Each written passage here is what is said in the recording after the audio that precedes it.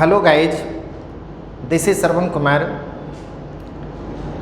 In last class, I taught you about sentence formations which are very much essential to speak, to write and to translate it into English.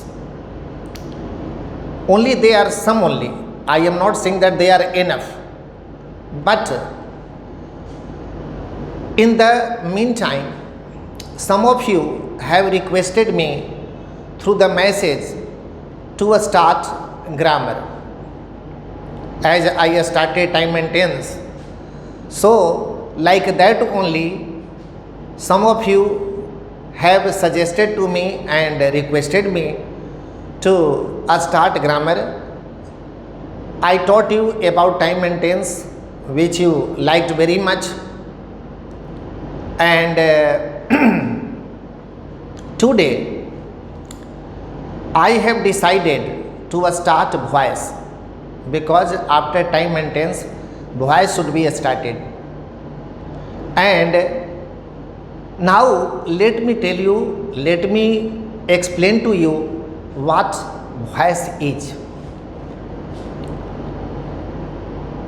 In Hindi we say watch.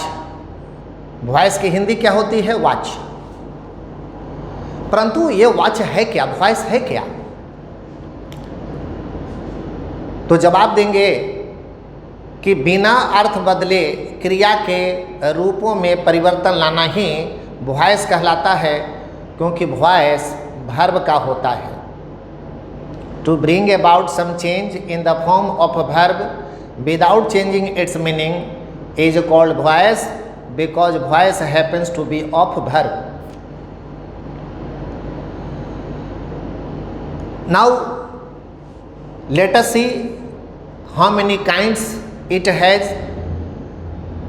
इसके दो kinds हैं. It is of two kinds, active voice and passive voice. Active voice में कर्ता की प्रधानता होती है, subject की प्रधानता होती है, और पैसिव वॉइस में कर्म की प्रधानता होती है. Attention please. कर्तृवाच्य में एक्टिव वॉइस को हिंदी में कर्तृवाच्य कहते हैं. कर्तृवाच्य में कर्ता की प्रधानता होती है, और पैसिव वॉइस जिसको कर्मवाच्य कहते हैं उसमें कर्म की प्रधानता होती है. तो इसको कैसे समझेंगे? इसको एग्जाम्पल के द्वारा समझा जाए. कौन कर्ता प्रधान है, कौन कर्म प्रधान है, इसे समझा जाए. तो let us start voice.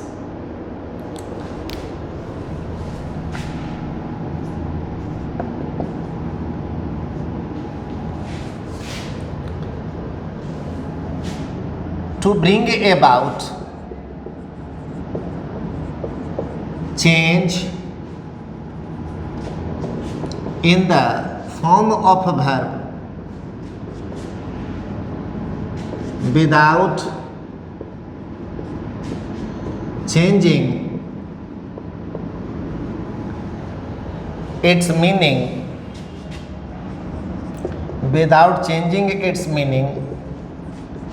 is called voice. As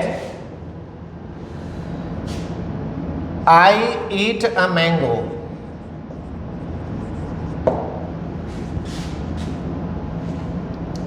I eat a mango. Or if we shall change, a mango is eaten by me. See here.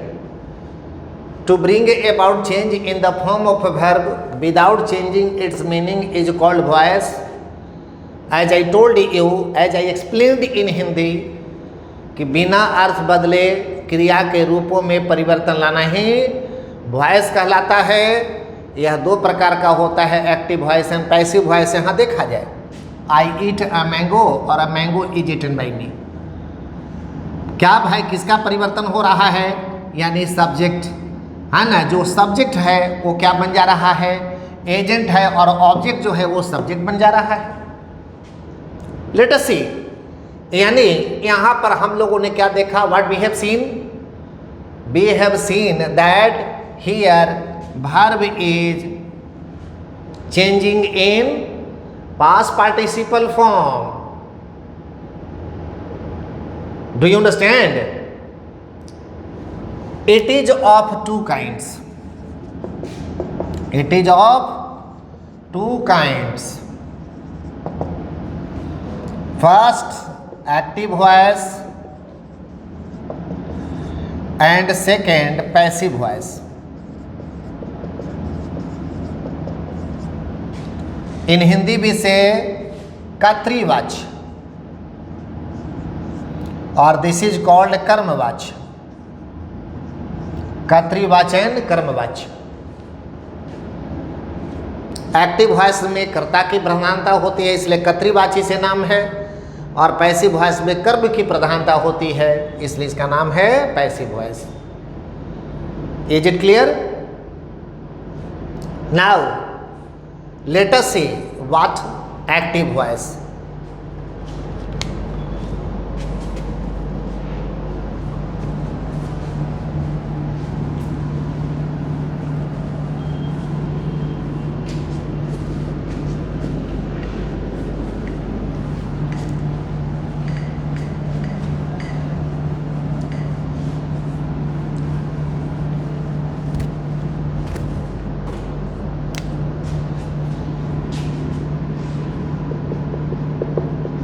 Active voice.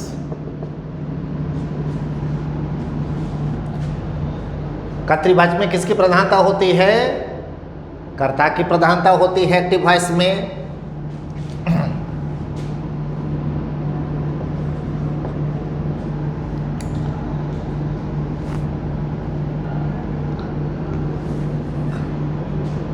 In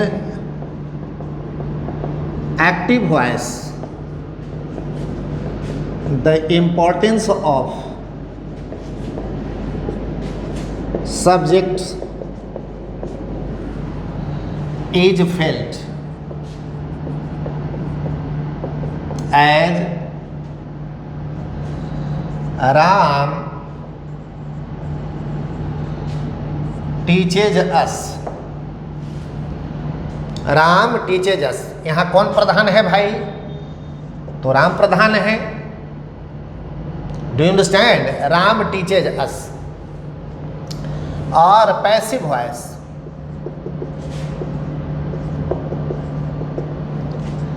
in passive voice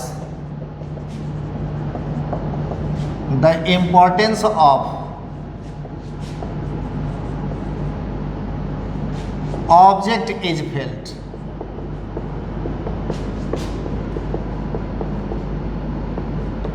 As we are taught by Ram. We are taught by Ram.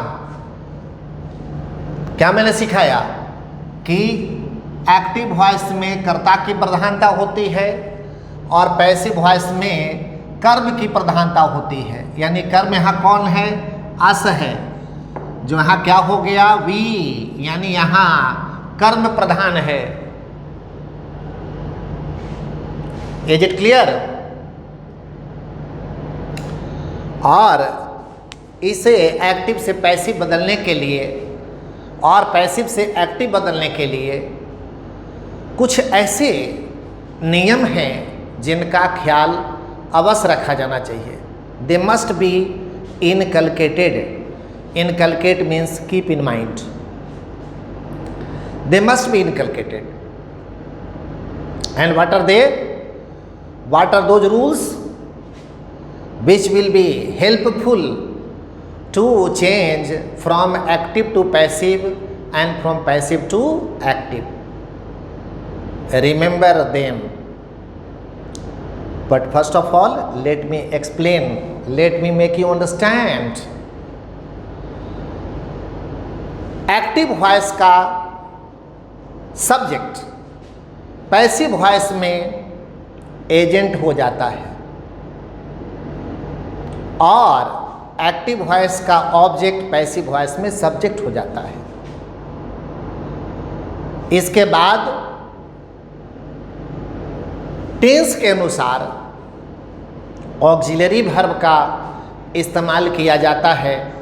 जो मैंने सिखाया था आपको 24 auxiliary verb, जब मैं आपको spoken English शुरुआत की थी तो मैंने 24 ऑक्सिलरी वर्ब आप लोग को सिखाया था।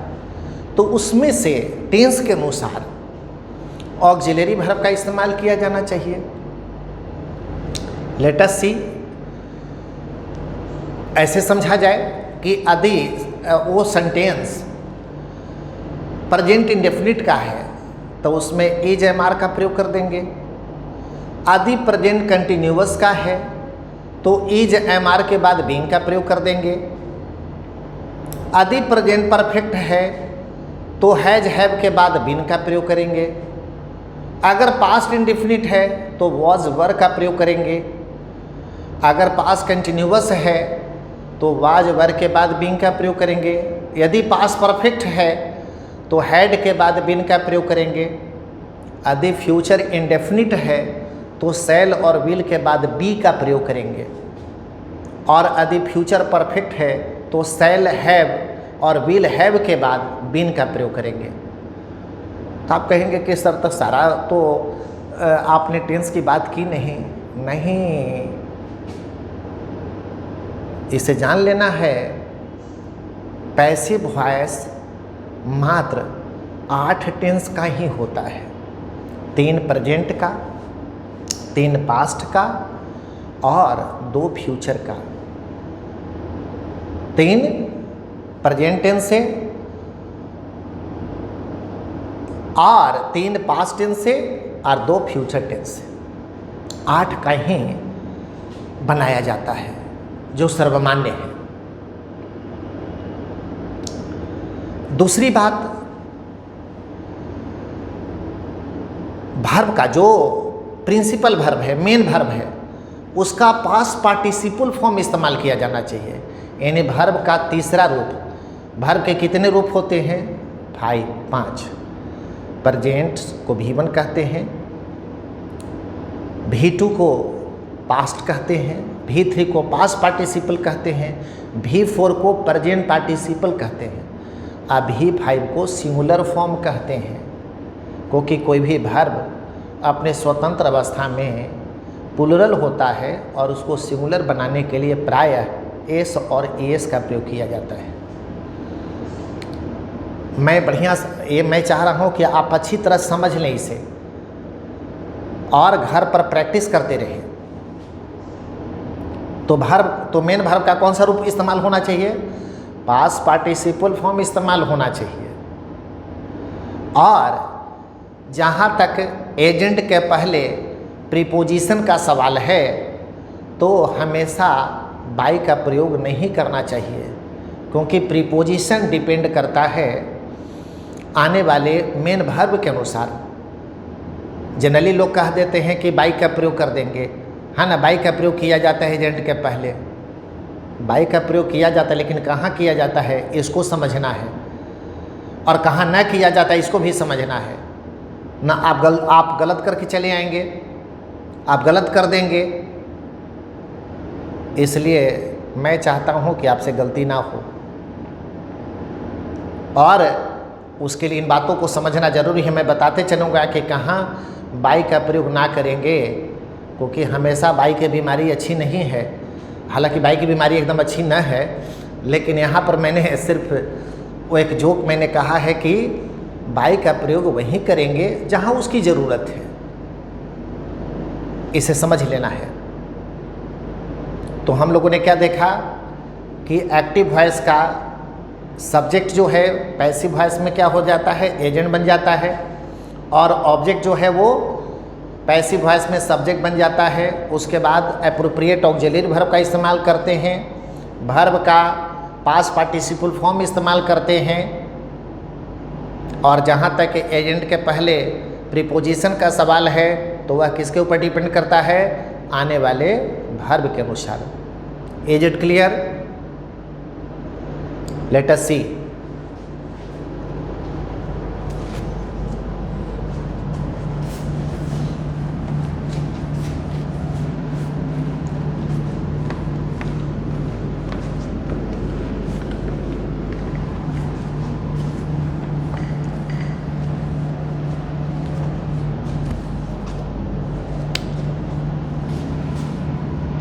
प्रेजेंट इंडेफिनिट,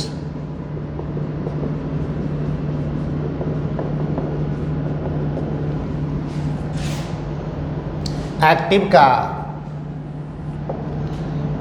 का रूल क्या होता है? Subject plus V1 V5 plus object. यही प्रेजेंट इंडेफिनिट का क्या है? स्ट्रक्चर है, रूल है। एक सेंटेंस फॉर्म कर लिया जाए, सी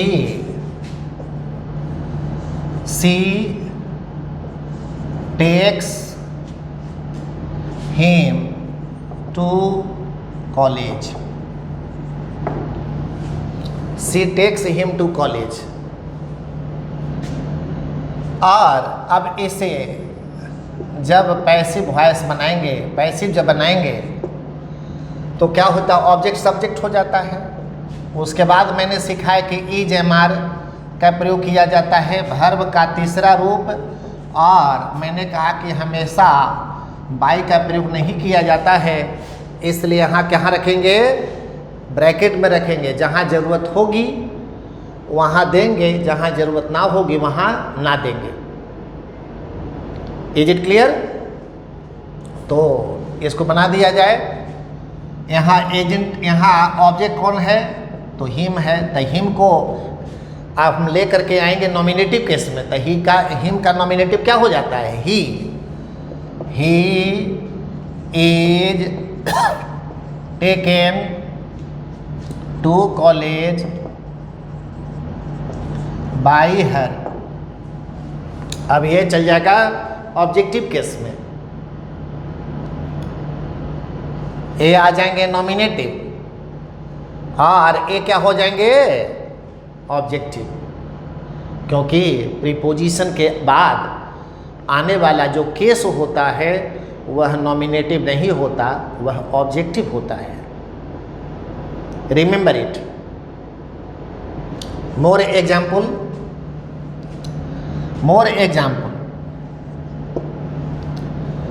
he reads a book। क्या बना देंगे? A book is read by him।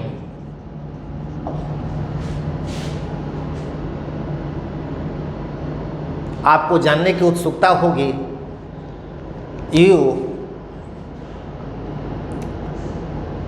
may have had the curiosity to know, sir कहाँ बाई नहीं लगाएंगे? जरा उसका एग्जाम्पल देख लिया जाए, एक एग्जाम्पल ले लिया जाए, और अगर कह दिया जाए कि वी नो श्रवण सर, और यदि इसे हम लोग बना दें पैसिव, तो क्या हो जाएगा कि Shravan sir is known to us. We know Shravan sir is known to us, not by us, क्योंकि नोन के बाद कौन सा प्रीपोजिशन? To, not by. अगर बाई अस अगर कोई लिखता है या बोलता है, एब्सोल्युटली रॉन्ग, पूरी तरह से गलत है वो। इसलिए आपको बेहतर समझने के लिए मैं हिंदी का प्रयोग कर रहा हूँ। I am not using English, ताकि बेहतर से आप समझ सकें। और यदि आपको ऐसा लगे कि श्रवण सर अंग्रेजी में ही सारी बात को बोलें, तो वो भी मैं कर दूंगा, लेकिन आपको समझना चाहिए, चाहे जिस भाषा का इस्तेमाल किया जाए, वेदर बी स्पीक इंग्लिश और हिंदी। प्रश्न क्या है? समझने का, अच्छी तरह से मेरे विद्यार्थी समझ सके, इसको ख्याल रखना है, इसको समझना है। Are you getting or not? Now let us proceed.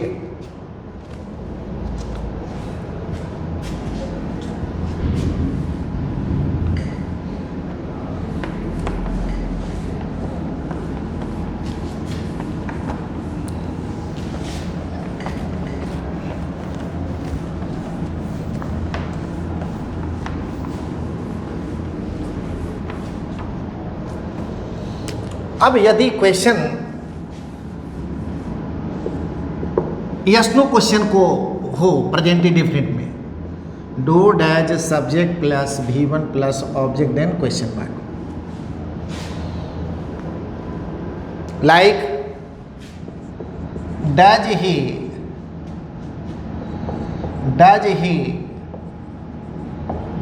No us, does he know us. और इसको अगर पैसिव वॉइस बनाएंगे तो क्या वैसे ही क्या हो जाएगा, यहाँ पर इज एम आर का प्रयोग करेंगे पहले, तब सब्जेक्ट, तब V3 है ना, और मैंने कहा कि बाई प्लस एजेंट, यानी जहाँ ज़रूरत हो तहीं वहीं देंगे। लेकिन मैं सिखा चुका हूँ कि नोन के साथ बाई का प्रयोग नहीं होता है, क्या होता है, टू का प्रयोग होता है। और इसको कैसे बदलेंगे, are be known to him, are be known to him. One more example, do you teach him, and how shall we change, is he taught by you। Verb का तीसरा रूप बिल्कुल याद रखना है, तभी पैसिव वॉइस बना पाएंगे, याद रहे। अब देखा जाए कि अब WH को कैसे बदलेंगे।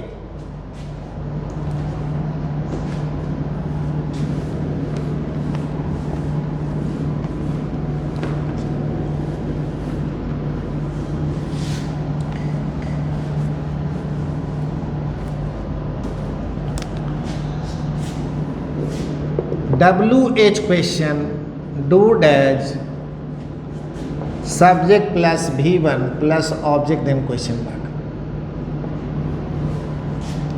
Example, why do you vex him.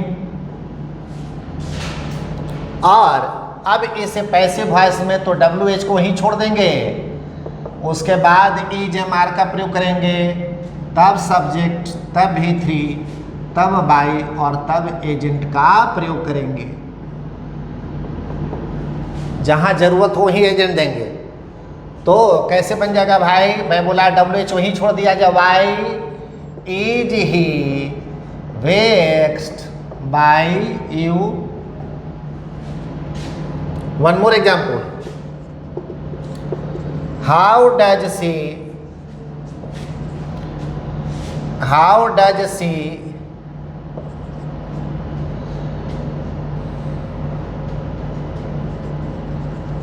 beat them, how does she beat them, then what shall we say, how are they beaten by her, how are they beaten by her। अगर negative को देखा जाए, subject plus don't, doesn't plus V1 plus object.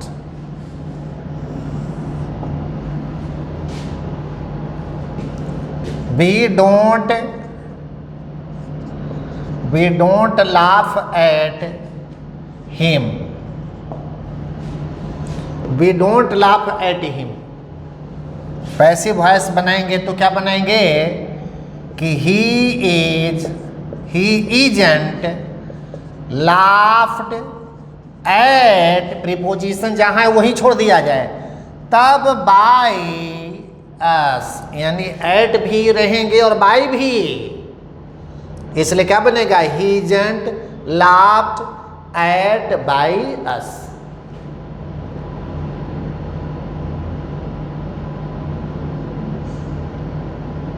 Late us see. और आपके मन में ये भी सवाल उठ रहा होगा कि सर अगर हु रहे तो उसको कैसे बनाएंगे, उसको कैसे चेंज करेंगे, किस में चेंज करेंगे, उस पर भी एग्जाम्पल देख लिया जाए। अभी मैंने ये भी प्रीपोजिशन पर बताया, कि अगर प्रीपोजिशन रहे तो क्या करना चाहिए। एक और एग्जाम्पल देख लिया जाए। She doesn't look after children. She doesn't look after children, change करेंगे क्या बोलेंगे, children aren't looked after by her. Same thing here. After यहाँ प्रीपोजिशन पहले से आया हुआ है, वो यहाँ रखा गया है, उसके बाद बाई का प्रयोग करके तब एजेंट का प्रयोग किया गया है। Is it clear? Are you enjoying or not? They have become easy, but now let me tell you how to change who. Let me cite example. See here, who takes him to school? Who takes him to school? If we shall change, then who किस में बदल जाता है, bye home, यानी who nominative होता है, whose possessive होता है और होम ऑब्जेक्टिव होता है। I will tell in detail, पहले ये समझ लेना चाहिए, क्योंकि जब कोई मैं बताया था कि जब प्रीपोजिशन आए तो आने वाला केस क्या हो जाता है, ऑब्जेक्टिव केस हो जाता है। क्योंकि पॉसेसिव केस जो होता है वह बगैर ऑब्जेक्ट्स और नाउन आए बगैर उसका इस्तेमाल नहीं किया जाता है।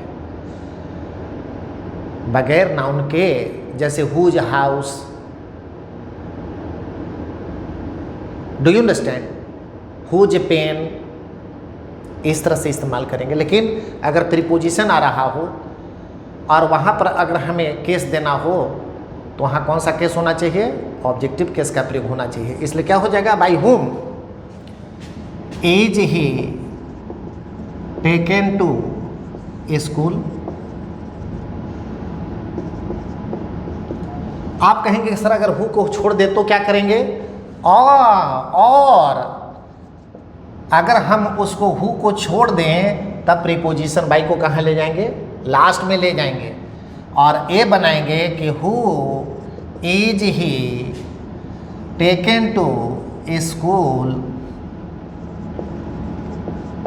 बाई, यानी आप बाई लास्ट में, यहाँ हु छोड़ेंगे तो प्रीपोजिशन लास्ट में, अगर प्रीपोजिशन आएगा तो कौन सा, ऑब्जेक्टिव केस का प्रयोग करेंगे। लेकिन अगर हम प्रीपोजिशन हम देना चाहते हैं कि हु से ही शुरू करना चाहते हैं तब प्रीपोजिशन कहाँ होगा, लास्ट में। Remember it. Now what is your duty, whatever the books available with you, if any book is not available then must make it available, उसको उपलब्ध करा लीजिए और उसमें से वॉइस निकाल करके प्रेजेंट इंडेफिनिट पर आधारित सारा को बदलने का प्रयास कीजिए। Let me tell you one thing more, एक चीज़ और बता दूं, अगर डबल ऑब्जेक्ट रहे उसको कैसे बनाएंगे उसको समझ लिया जाए। वर्ब का तीसरा रूप एकदम बिल्कुल पांचों रूप को जानना है, V1 V2 V3, लेकिन V3 यहाँ पर V3 के बगैर आपसे पैसिव वॉइस नहीं बनेगा, उसे जानना अति आवश्यक है। ये समझ लेना है, एक्टिव से पैसिव और पैसिव से एक्टिव। हाँ, ये समझने के लिए, क्योंकि उसको ओरिजिनल फॉर्म को जानेंगे तब V1 V2 V3 V4 V5 सब कुछ को समझना अति आवश्यक है। तो अब मैं बता देता हूँ कि डबल ऑब्जेक्ट रहे तो कैसे, किसको पहले रखना चाहिए, किसको बाद में रखना चाहिए, इसे समझ लेना है।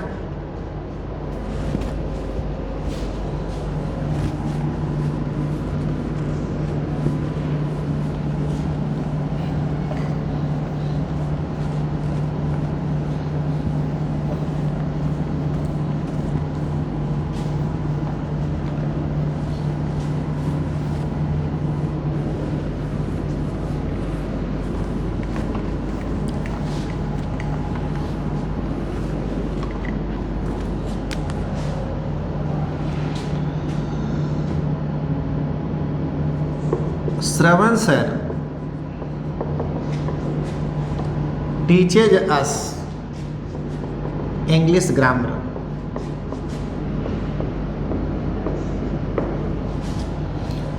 Shravan sir teaches us English grammar. यहाँ क्या देख रहे हैं? डबल ऑब्जेक्ट, अस ऑब्जेक्ट है और इंग्लिश ग्रामर भी ऑब्जेक्ट है। तो करना क्या चाहिए? पहले इनडायरेक्ट ऑब्जेक्ट को पहले रखना चाहिए। इनडायरेक्ट ऑब्जेक्ट को पहले रखेंगे और डायरेक्ट ऑब्जेक्ट को बाद में रखेंगे। यानी जो सजीव है, लिविंग है, वो इनडायरेक्ट है, और जो निर्जीव है वो डायरेक्ट है। जब हम बदलने लगेंगे तो क्या करेंगे? पहले किसको रख देंगे? इनडायरेक्ट ऑब्जेक्ट को, और तो क्या बन जाएगा? We are taught English grammar by Shravan sir. By Shravan sir, we are taught English grammar by Shravan sir. Is it clear? So your request has been fulfilled. As I told you, some of you requested me to start grammar, so I have started voice. Now you go through it and also share it with other boys, other people जो बेचारे नहीं जानते हैं या जानना कैसे चाहिए, उन लोग को भी, जैसा कि मैं पिछले क्लास में बताया था कि खुद अपने तक ज्ञान नहीं, ज्ञान को प्रसारित करना चाहिए और उनको भी बताना है, और वे आपसे अगर लाभान्वित हो जाएं, आपके गुरु से लाभान्वित हो जाएं, तो यह आपकी खुशकिस्मती होगी और मेरे लिए आनंद की बात होगी। परमाणुकों की मैं क्या चाहता हूँ कि सारा जहां शिक्षित हो। और यह कहाँ से शुरू होता है? सबसे पहले अपने से शुरू होता है। Charity begins at home. Charity begins at home. दान घर से शुरू होता है। पहले वे घर के लोग जिन्हें जानकारी नहीं है उनको कहिए कि आकर के देखो, बैठो, पढ़ो, ठीक है ना। और जहाँ कहीं दिक्कत हो, wherever you feel difficulty, don't forget ask मी।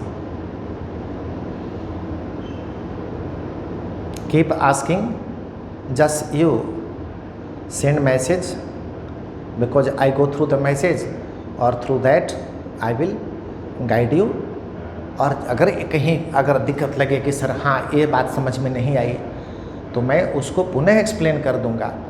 कभी हेजिटेंट नहीं है। घर पर बैठ करके, अभी जब तक यह कोरोना का ये संक्रमण पीरियड जब तक समाप्त नहीं हो जाता है, बस यही है कि आप घर पर बैठ करके पढ़ते रहें, और कि जब कभी अगर हमारा क्लास खुले, सरकार लॉकडाउन को ओवर करके क्लासेस को इजाज़त दे, तो हम लोग इसके बारे में पहले से पढ़े रहेंगे, तो एक बार रिवीजन कर लेंगे, तो हम लोग एग्जामिनेशन के लिए अच्छी तरह तैयार हो जाएंगे, कंपटीशन के लिए तैयार हो जाएंगे।